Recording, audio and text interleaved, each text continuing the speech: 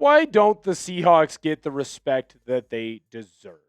Why do I have to continue to hear that the Seahawks are frauds? Why do I have to continue to hear the same narrative that the Seahawks are really just the 2024 Minnesota Vikings? I'm tired of it. I'm tired of the attacks on our franchise in the media, and I'm tired of the attacks on our quarterback, Sam Darnold, by the media.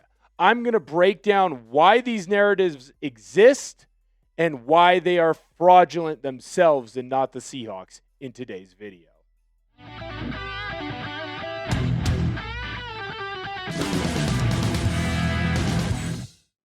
I'm Will Ortner. This is Seahawks Today, and the 2025 Seattle Seahawks are one of the best teams in the National Football League.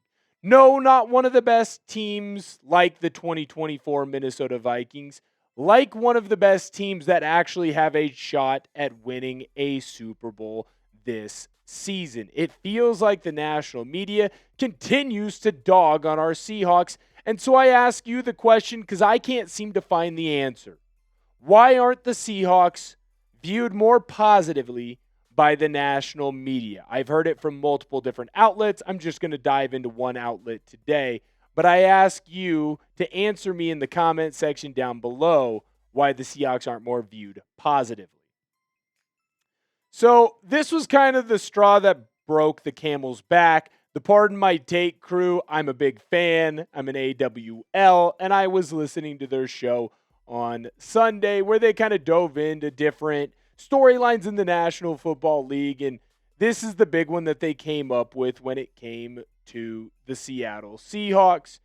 And they asked a question that I've seen it in my comment section. I have seen many people come up to me and say, "Oh, you're a Seahawks fan?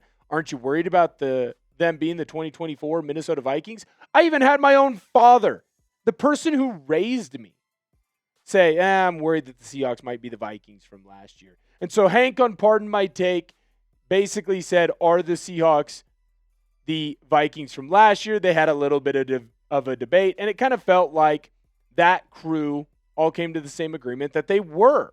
And that's a problem because that's the most listened to sports podcast in the entire world.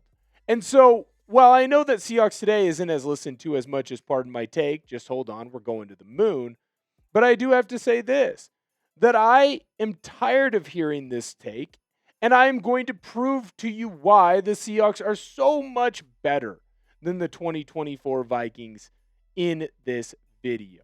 First and most importantly, just because it's the same quarterback doesn't mean it's the same team. Because I'd make the argument that this Sam Darnold is better than last year's Sam Darnold. And we're going to dive into the stats here in just a moment and compare the two seasons because, yeah, there's some things that go a little bit the way of 2024 Sam Darnold. He's probably going to have more passing yards than this year's Sam Darnold. Could 2025 Sam Darnold have 300 yards passing in every single game and end up beating that yardage mark? Potentially. But I don't think the Seahawks need him to. Could this year's Sam Darnold have more passing TDs than last year's? Probably not. But there is the potential that he can. But the two numbers that I want to point out to you that I think are the most important are the completion percentage and the yards per attempt. He's basically averaging a yard more per attempt, and he's completing the ball at a much higher rate. To me, this is an improvement from Sam Darnold's past. 2025, Sam Darnold is better than 2024 because the Seahawks offense does not ask him to throw the football as much as he was asked to last year. What they want him to be is efficient with the football. Get the ball out of your hands, put it in a spot where your guys can complete the catch and get a lot of yards. Also, in the Kubiak system, because it's all based on play action pass, when you do get an opportunity to throw, the Seahawks want Sam Darnold to take more shots down the field. And Darnold has been able to do this and continues to put the Seahawks in a position to win week after week after week. Essentially, only one game has happened this year where he was atrocious. I think he fixes that mistake when he plays the Rams the next time. Now, I do get why there's a lot of Sam Darnold hate. We had a lot of years where we saw Sam really struggle. And last year, it felt like when the going got tough, well, he wasn't one of the tough guys that got going. When you look at his stats over the last couple of years, there are clearly two outliers, right? There is the 23 and 22 seasons where he really struggled. We all know that he struggled in his rookie years, in his early years over in New York. And then when you look at 24 and you look at 25, they feel a little bit like outliers because there's so much improvement there from Darnold. What I do think is important to note and important to say, though, is that as he continues to get better, you're seeing those efficiency numbers continue to skyrocket. The yardage might not be the same as last year, but I don't need his yards to be the same. I need his efficiency to be higher. I think that Sam Darnold has improved. Do you? Type Y for yes down below in the comment section. Type N for no. And if you don't think that he's improved, you better show your work. MLA, cite your sources. Let me know. Go in, find the stats that you think are more important than the ones that I have found. Because I'll tell you right now, I don't think that they are. Let me know. Has Sam Darnold improved, yes or no? Now, here's where I think another important thing to look at is, though. The Minnesota Vikings last year were kind of the surprise story at how good they were. And everyone kind of seemed to equate it to Sam Darnold being very good and then that defense being the best defense in the National Football League. I don't know if that's true, and Seattle might have a better defense than what the Vikings had last year. But before I dive into that, I need to let you know about the sponsor of today's video, our good friends over at PrizePicks. It is the holiday season, the best time of year for sports. Bowl games, basketball matchups, playoff pushes, it is all happening at once. And while you and I are out here making decisions every day, what gifts to buy, what to eat, which game to watch, there is one place where it feels good to be right. PrizePicks. New feature alert. PrizePicks is now early payouts. If your lineup gets off to a hot start, you may now have the option to cash out those winnings before the game even finishes. On PrizePicks, how you play is up to you. If you want flexibility, choose FlexPlay, where you can get paid even if one of your picks misses. And if you want the biggest payouts, go for the power play. No matter your play, PrizePicks is a great way to put your takes to the test. I have a 2-pick power play for you this weekend. JSN, more on his receiving yards. Jared Goff, more on his pass yards as well. Download the PrizePicks app today and use code CLNS to get $50 in lineups after you play your first $5 lineup. That's code CLNS to get $50 in lineups after you play your first $5 lineup. PrizePicks, it's good to be right. Now, I'm tired of the common misconception that the Minnesota Vikings defense was this world beater defense last year. I'm tired of it was Purple People Eaters Part 2. Brian Flores came in and that defense was unbelievable and they blitzed and they did this and they did that and other teams couldn't ever move the football on them. Well, when you kind of dive into what the real stats were for that team, they were a good defense. They weren't really all that great. Let's look at some key stats that I found. 2024 Vikings defense, yards against. That's how many yards that other teams got against them. That's not very freaking good for them to be in that 16 spot. What does that mean? That means they were basically darn average. When you look at what your 2025 Seahawks did and are currently doing, well, they're 6th right now in the National Football League. So that means that they're giving up less yards. Also remember that this Seahawks team, we have a lot more wins where we are up big early. That means opposing teams are throwing on us more. You gain more yards by throwing the football, but this Seahawks team, they're like Dikembe Mutombo back when he played for the Denver Nuggets. No. They don't let anyone get anything easy.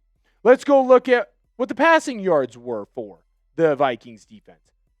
They gave up the 28th most passing yards. Now, that might make some sense. That Vikings team was pretty darn good. They won a lot of football games. They were up in a lot of football games, so teams were having to throw the football against them. How many of those yards were in garbage time?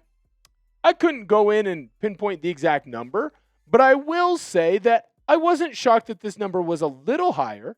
I was shocked at how high it was. They were one of the worst teams against the pass. Well, if the Seahawks kind of followed the same suit defensively and they are up more and more teams are having to throw the ball against them, well, their passing yards against should be worse, right? And they are kind of compared to their own yards. But they're still right at that top 10 mark. They're just outside in the 11th spot. So right now, teams are having to throw the football against the Seahawks defense, but they really can't throw the ball against the Seahawks defense because the pass rush is getting home and because the corners and safeties are playing so darn well. Also important for me to mention, by the way, that secondary hasn't been healthy the entire year. This game we just saw against the Atlanta Falcons is the most that we have seen that secondary play together with all of the starters. Going into that game, you had 5 plays with all the starters healthy in the secondary. Julian Love got 20 or so snaps in that last game. It's the most that this team has played with healthy in that secondary. So that passing defense is only going to get better. Now, I can't just cherry pick all the bad stats. The Minnesota Vikings did a great job in not allowing other teams to score points. They had a great run defense that they were basically forcing teams to be one-dimensional. They could pin their ears back, bring the blitz. Teams weren't able to really score against them. They were 5th. Fortunately for them, Seahawks are 2nd. So right now, the Seahawks beat them in total yards. They beat them in passing yards given up. The Vikings are a little bit better in the running yards given up. But the Seahawks beat them in points allowed as well. They're 2nd in the National Football League right now in that. So the Seahawks basically have the best defense or the 2nd best defense, if you want to count the Texans, whatever, in the National Football League. The Vikings had a good defense last year, but not some world beater number 1 defense by far. I think that's important to mention when we talk about this Seahawks team. Because, yeah, the Minnesota Vikings were pretty darn good last year. But the problem is that when they ran into really good teams, that defense gave up more points than they had been averaging to give up. Sam Darnold came back to the mean a little bit, and all of a sudden, they were losing football games. Now, when you look at the Seahawks team for 2025, you've had one game where Sam Darnold went back to the mean, and he threw up 4 interceptions. One of the worst football games a quarterback has ever had. Yet the Seahawks lost that game by 2 points. And honestly, probably should have won that game on a multitude of different spots. Why is that? It's because the defense is really freaking good. And aside from that one game, Sam Darnold's been better.